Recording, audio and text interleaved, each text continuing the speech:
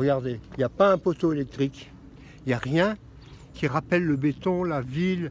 Donc c'est un espace naturel, c'est vachement important. Donc vous avez ce triangle naturel-là, bon, bah, les gens, quand on leur en parle, ils sont malheureux de savoir que ça va être détruit. Voilà.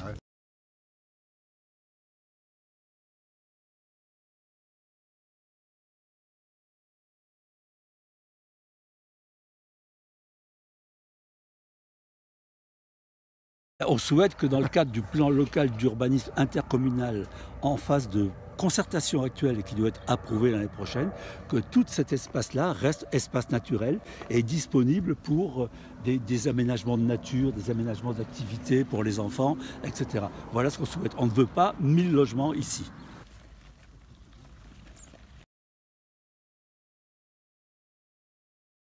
Ça va donner des routes, Des routes et des fils électriques, des poteaux, les oiseaux. Vous voyez cet espace, il va être construit, quoi. Alors que là, il est vierge, il est naturel. Je pense qu'il faut prévoir 1 à 2 voitures par famille, donc qui dit déjà une saturation de l'avenue des Moulins en dessous, ça va être épouvantable, hein. Point de vue bruit, pollution, voilà.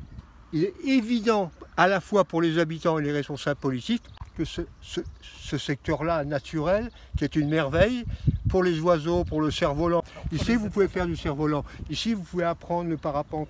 Ici, les oiseaux sont en liberté. Montpellier a ce site unique, merveilleux, qui est la nature.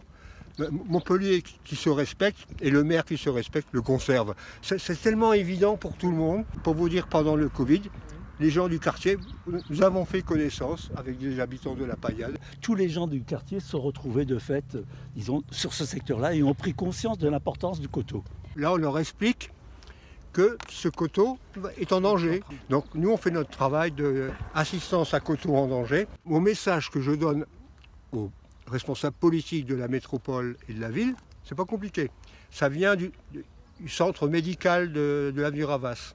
Pour le responsable médicaux de la santé des gens et de la santé morale et physique. Pour lui, cet espace du coteau, pendant les 2 années du Covid, a été un espace de thérapie. Je fais un appel solennel au maire de la Fosse, qui est connu maintenant dans le monde entier pour ses folies architecturales, et bien d'être peut-être connu aussi en Europe pour sa folie naturelle, c'est-à-dire d'avoir gardé cet espace de nature en soi et d'en faire un projet politique.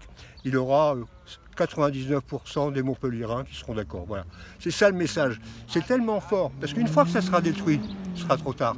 On touche à quelque chose qui est relativement sacré, la nature. Et ce qu'on propose, c'est de le sacraliser et en faire une des pépites de la ville de Montpellier, quelque chose d'exemplaire.